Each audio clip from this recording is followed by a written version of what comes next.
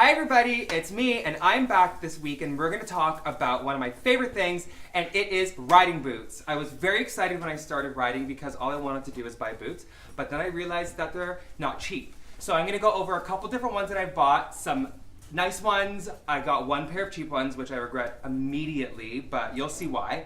And I'll talk to you about how to care for them properly, because when you invest this much money into your boots, you want them to last forever, ever, ever, ever, ever.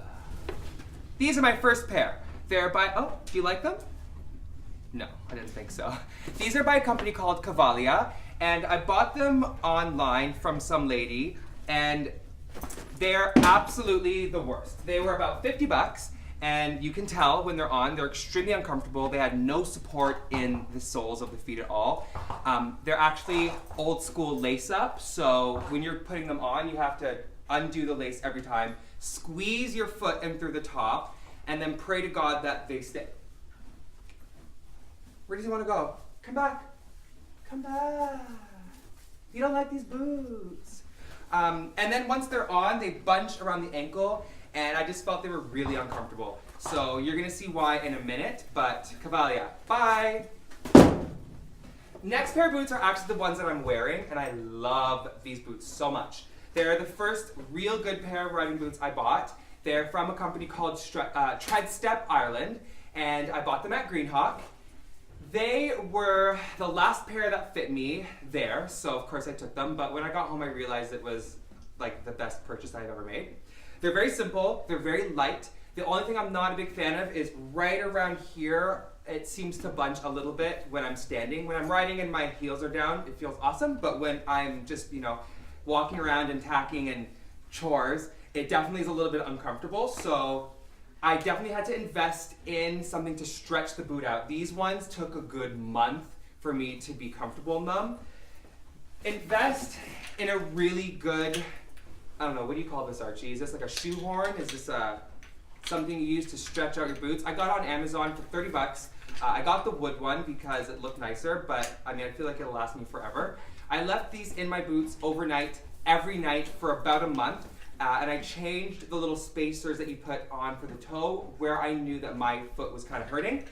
It made a huge difference, like night and day. So new riding boots, definitely make sure you get yourself a pair of boot stretchers and leave them in overnight. I tried everything. I even tried soaking the boots in water and then wearing them on my foot for a day. All that left me with was like bunions on my feet and like wet, cold feet. So don't try that. What else did I try? I tried putting them in the freezer. I don't know who told me to do that, but thanks. It did absolutely nothing except for have cold ass feet afterwards. So bought these. They made a huge difference. I will talk about the best ways to care for your boots afterwards to keep them shiny and soft and looking brand new forever, because you're walking around in a lot of shit and gross stuff all throughout the day, so they definitely get really dirty, and they smell when you just leave them at the front of your house. So I'll show you how to clean them properly. My next pair of boots I bought was actually hi, that's my finger, don't eat me. The next boots I bought were actually from Ariat, and I bought these, it says here $4.39, so they weren't cheap, but I got them on sale and it was a lot better. I'm so happy I bought these because when I first was trying on riding boots, I saw these in the corner, and they have a little bit of a snake detail at the top, which was what drew me to them. And the lady at the store said you probably shouldn't be getting these as your first pair of riding boots. And in hindsight, I think she was wrong, because as soon as I put these boots on, it was heaven. I didn't have to stretch them out. There was amazing support in the feet. And one of my favorite things about these boots is there's no flap on the bottom of the heel.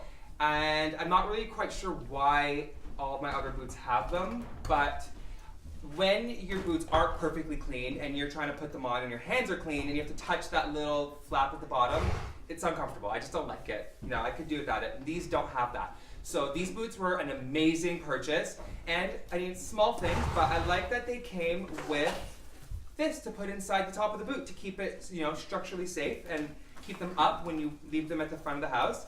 Definitely worth looking into these boots. Ariat's a great company.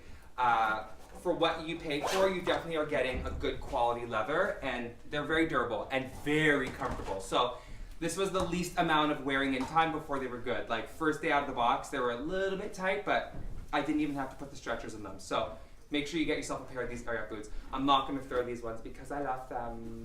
The last pair of tall riding boots I bought was a winter pair. And I was a little bit hesitant on buying a pair of winter boots, A, because they weren't cheap, and I didn't even know if I needed them. But let me tell you, I could not have done this winter without these boots. I went and got an Ariat. Sorry, buddy. Didn't mean to hit you. I got them from Ariat, and they are the Bromants. These are the boots. How lovely are they? I actually initially bought the last season of the Bromants because they were the ones that were on sale. These ones, I believe, were around $5 something.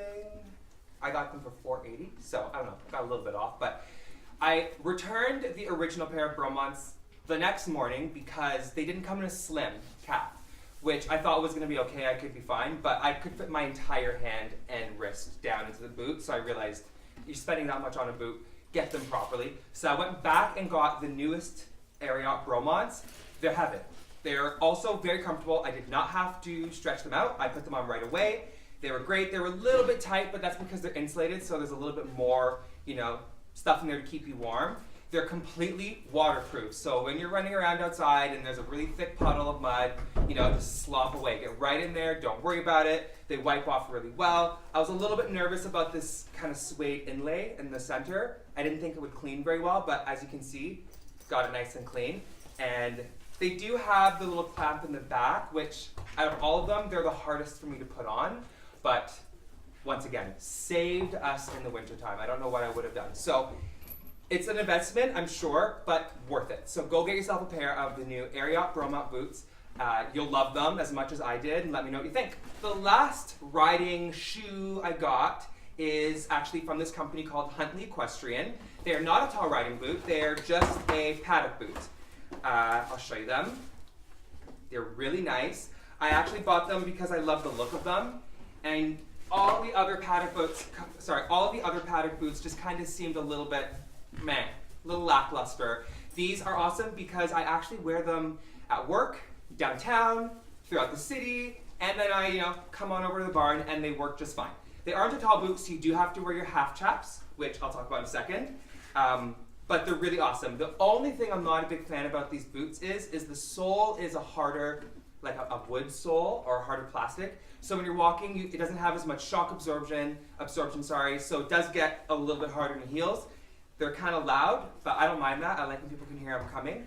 And they're great boots. Like I wear them with jeans throughout all year round. They're awesome boots. So get yourself a pair of these Huntley Equestrian boots. I'm gonna include a link for them on the comments. Wow. I'm going to include a link for these boots in the description below, so make sure you check them out. It's definitely worth getting, especially if you plan to be kind of looking for something that isn't only good for the barn, that you can also wear, and people stop me on the street saying how much they like these boots. Little do they know, they're actually horse riding boots. Archie, come back please. Let's talk about boots. All right, so those are them. I had to pick up these half-chaps when I first started because I didn't have any tall riding boots, and I really liked wearing them when I first got them because they looked really cool, but I very quickly went and bought a pair of tall riding boots. I found that the structure that you get from having a tall riding boot really helped me stay in the proper form and kind of helped me keep my heels down, and I liked it a lot more. So still really good to go get yourself a pair of half-chaps. For if you want a quick change and get ready to go. These ones I got on Amazon, they were only $30, okay? That's a really good deal because when I was looking at all the stores, all the half-chaps there are anywhere from like 40 to 50, 60, $70. And I got these on Amazon, same day shipping, and I actually liked the detailing on them a little bit more than the ones that were more expensive at the store. So check them out. I'll also include a link for these. They are size, I think it says size 10, medium, tall. So check those out. Now we're going to talk about how to maintain your boots because, they're not cheap and you want them to last you a very long time. And over a while, leaving the mud and the poo on them can really erode the leather, so you want to make sure you're cleaning them. I don't clean them every time I wear them because who has time for that? I try my best to wipe off the mud with my one of my tacking brushes. Sometimes I'll even go ahead and like wash them if they're the waterproof ones and just rinse it off before I get in the car. But I got a bunch of these samples from Greenhawk when I bought my boots because I guess they're like, this guy's getting boots, so let's make sure they're clean. So this is from a company called Leather Therapy. They're like, this is the best stuff I've ever used in my whole life. All you do is you put your boots in the bathtub. I kind of use a big sponge, get the loose dirt off, and then there is a wash. I put the wash on the sponge and I just wipe off the boot. And even on the parts of my boot that had suede, it came off right away. Like I thought I would have to scrub a little bit, but no, it came off immediately, left the boot so shiny and soft. And then you kind of just use the sponge to take off any excess, and then you go in with the Restore and Conditioner, which is on the same line. I put them on a clean brush, I put them on a clean sponge after I had, getting rid of all the excess soap, and I just wiped them off really quickly. It left my boots feeling like looking super shiny, looking very conditioned, and it made them look back to brand new again. So if you're investing in a good pair of boots, invest in a good wash. So I highly recommend this Leather Therapy. Check them out. For just regular maintenance throughout the day, I do use, what is it? Ta-da! Premium Mink Oil. This stuff is by Moneyworth. Is that what it's called? Yeah, Moneyworth and Best. It is just a clear, it's gross because I use it a lot, just like a clear mink oil. I use it regularly, only after I've cleaned the boots though, so that it kind of makes them a little bit waterproof, it adds a little bit of protection, conditions the leather, and it makes them super shiny. So before you go to a show, make sure you walk with your mink oil. I also picked up this, it's a shoe cream. I've never actually used a shoe cream before. I always had the good old-fashioned, puck of black that you use with the sponge.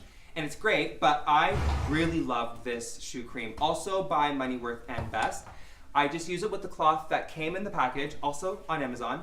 And I wipe it on the boot, let it sit for about 10 minutes, and then just wipe it off. And especially before a show, you want to make sure all those little black spots, or those little like worn out spots in the front and the top, completely black, super shiny. So use your shoe cream first, after you've cleaned your boots, shoe cream, and then top it off with a little bit of mink oil. I actually put a lot of the mink oil on, like I load it on. I let it sit for about a day, and then I use the sponge to wipe off any excess if there is any.